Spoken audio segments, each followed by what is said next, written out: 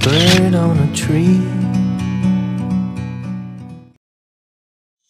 Selamat malam, salam sejahtera, pecinta bonsai kelapa, kelapa mini, kelapa hias, atau apalah monggo. Yang jelas kita ngonsep biar menghibur, biar cantik, elok, terus kerdil ya. Nah, sekarang nanti akan kita praktekkan beberapa metode. Nanti ada rekan saya yang lebih tahu. Kalau saya juga sama-sama pecinta tanaman hias ya. Namun untuk khususnya kelapa mini nyuwun ngapunten, belum begitu menguasai. Nah, nanti kita langsung aja. Saya panggil rekan saya, Mr. Pangpang. Ini cuma famili ya, tetangga dekat, karena kita nggak berani pergi jauh-jauh. Saat ini kan sedang prihatin ya, kahanan. Bahasa Indonesianya apa? Keadaan. Nah, keadaan baru memprihatinkan terkait dengan wabah penularan COVID-19. Semoga segera segera pergi, segera hilang, dan kondusif seperti sedia kala. Jadi biasanya saya pakai masker, namun karena ini cuma di rumah. Oke, selamat malam Mas Pagi. Malam-malam. Iya. Bonsai kelapa hias itu senang sudah pirang tahun ya? Berapa tahun? Waduh, kira-kira ya belum lama, paling baru sekitar 5 tahun. 5 tahun belum lama, bro. Terus yang tidak kalah penting ya, untuk bahan bonsai kita menentukan kelapa ki kelopo apa wae. Kalau yang paling mudah gading sama kelapa puyuh. Kelapa puyuh, bukan kepuyuh ya? Puyuh. Jelas, ya? Karena memang teksturnya sudah kecil-kecil. Jadi untuk daun juga mudah dikecilkan. Iya. Nggak seperti kelapa hijau. Walaupun kelapa hijau itu tetap mau dikecilkan juga, untuk ini lebih sulit ya. Ya, kembali ke khasanah kelapa mini. Nah, yang dijelaskan tadi nek kelopo puyuh, gading, untuk mencapai tujuan kelapa mini memudahkan ya. Betul. Namun misalkan kita akan terbatasi oleh bahannya. Nek bahannya kelapa mini orang ono, terus gading tidak ada, ya kebangetan jane, karena kita di Yogyakarta mudah. Tapi untuk pemirsa semua mungkin kesulitan, misalkan pakai gejah mentok, misalkan pakai hibrida yang semok, itu kira-kira bisa nggak, Mas? Apa aja bisa, Om. Cuma nanti tingkat kesulitannya yang berbeda. Betul. Yang penting usaha ya. Nikmat mana lagi yang kau dustakan. Bisa dicoba, yang penting kita ulet. Yuk langsung aja. Kita pertama untuk metode, oh ya sampai lupa, untuk metode apa aja ini Mas Pandi, untuk metode proses kelapa mini? Banyak metode. Untuk metodenya itu tergantung yang punyanya, selera ya. Mau yang cepat, mau yang sedang, atau mau yang lama. Ekstrim ya. Nah, yang ekstrim bisa. Kita langsung ke metode pertama, apa ya Mas, sayap atau apa ya? Boleh. Metode pertama sayap, dan yang paling pertama ngopi, jangan lupa ngopi.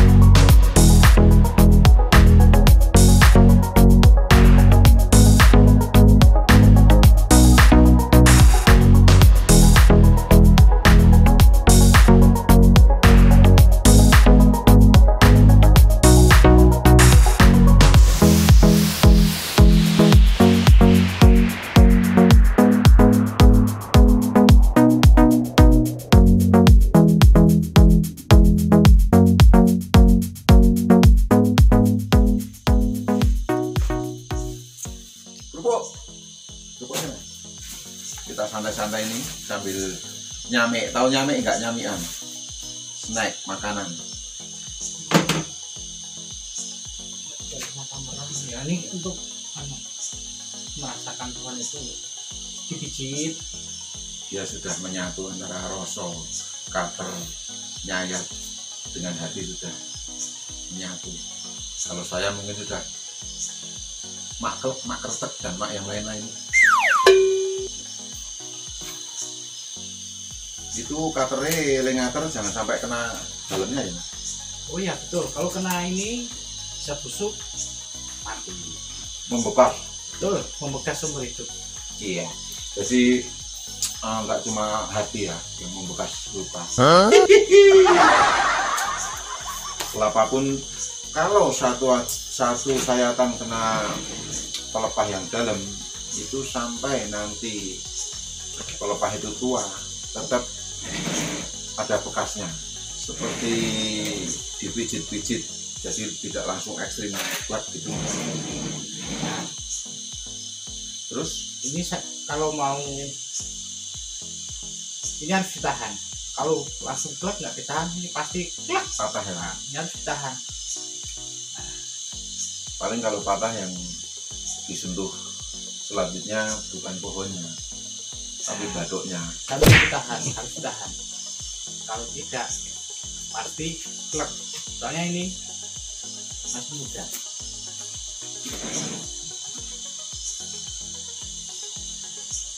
Ini sudah telat ini. Ini sudah dari beberapa bulan yang lalu ini sudah jadi Ya apa? Terus tinggi ya. jadi nggak setinggi ini. Kalau dibuka langsung Kalau nggak terlambat, ini nggak pangainya nggak pelepahnya nggak tinggi seperti ini. Sesuai selera, ada yang dihaluskan, ada yang di apa? Ini apa? Mobilek ya? mobilek Ini di mobilek. tahan panas. Jadi untuk kekuatan kalau kena sinar mungkin termasuk melindungi ya. Karena kalau ini jatuh, lepas, copot, coplok, kadang kelapa mini itu akan mati. Bukan kadang, Pasti mati. Kalau belum waktunya ini potol pasti mati. Kalau mau dilanjut ini masih terlalu muda. Jadi Kalau dulu ini nanti jatuh. Akan oh kuat. nunggungan ya. Paling enggak nih 2 minggu lagi paling enggak nanti kelihatan dari warna. Kalau ini kan baru saja dibuka terus warnanya masih putih. Kalau diteruskan nanti patah mentiung. Mohon maaf untuk bonsai, untuk kelapa mini kan manja. Jadi kalau tidak diolah 1 minggu, apalagi 2 minggu, kadang lupa. Terus ini kan kembali normal, tinggi ya. Kadang ada yang kalau sudah tinggi, males garapnya, terus di ekstrim bisa. Cuma perhatikan kalau ekstrim,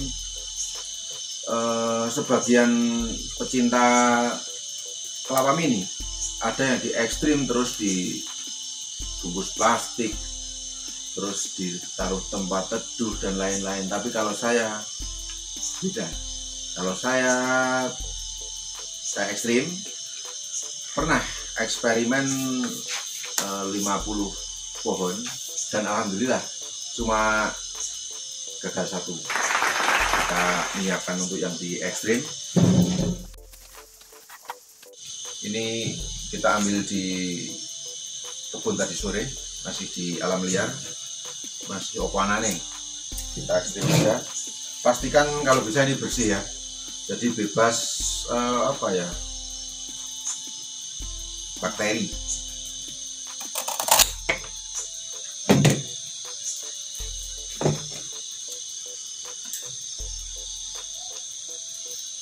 Kalau pengalaman saya, dan alhamdulillah sering berhasil, ini cukup saya semprot dengan ini.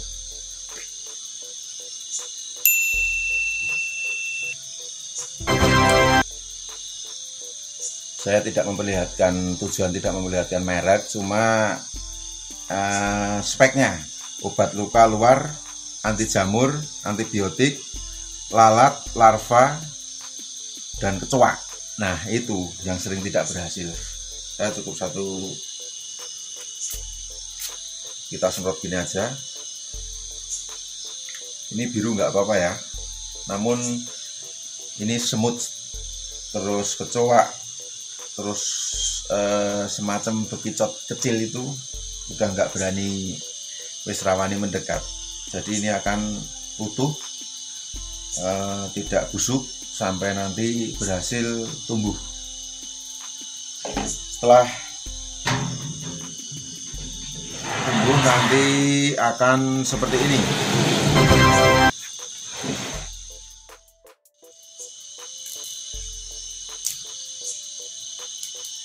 Yang dimaksud sayap mawar apa ini gimana?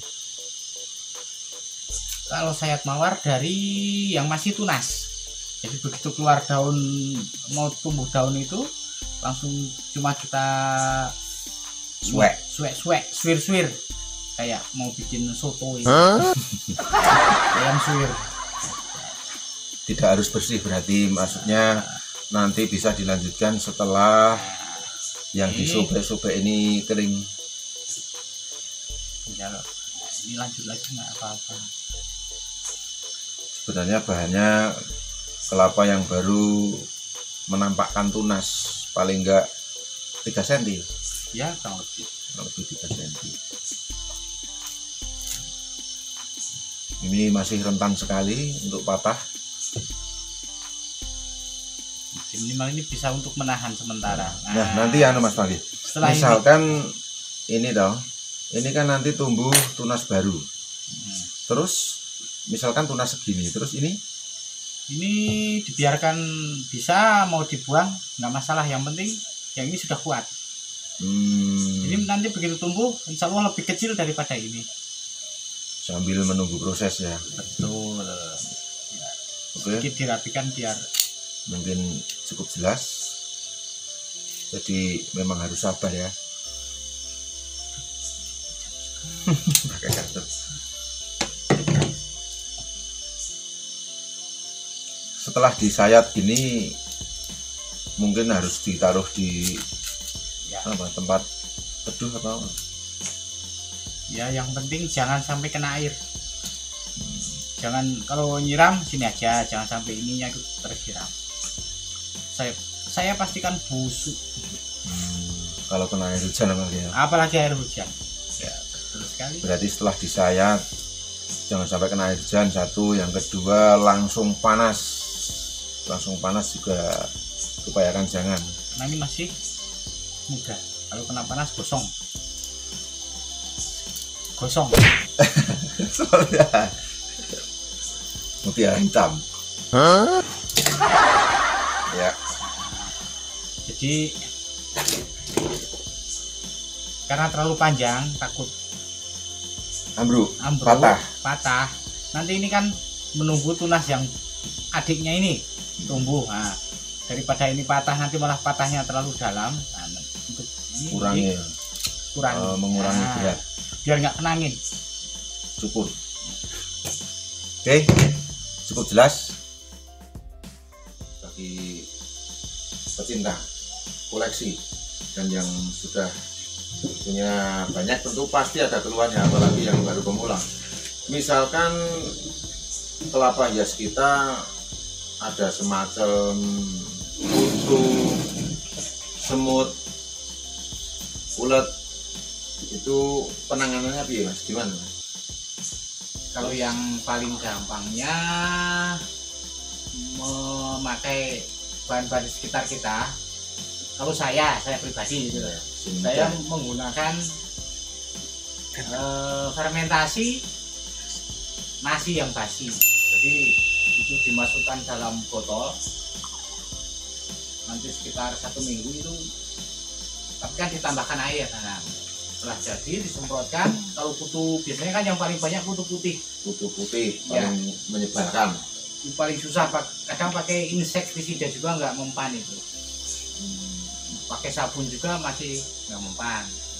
Tapi kalau pakai misalkan itu kadang ada yang pakai malah insek ringan. Tapi kalau kadar tinggi bener mati, tapi pohonnya juga ikut mati. Ya, berhasil, pohonnya juga mati. Pohonnya juga mati. Terus itu Pak, jadi solusi baru mungkin yang sering dipakai Mas Panggi itu fermentasi nasi. Kira-kira berapa seminggu ya? Kurang lebih 1 minggu. Seminggu, aromanya pasti menyengat. Terus untuk media ya, media kita kan mungkin beda-beda selera. Kalau yang sering dipakai Mas Panggi apa? Kalau Media saya tanaman. yang ada di dekat kita jauh, paling ya yang pasti tanah sama itu arang sekam. Arang sekam, terus Arang sekam sama misalkan nggak arang ya rapopo. belum sempat dibakar. Syukur sudah difermentasi ya. Sama paling nggak kotoran. Nah, terus ini kita punya koleksi dari Mas Panggi. Ini termasuk ini loh Mas, cabang 2. Ini ya.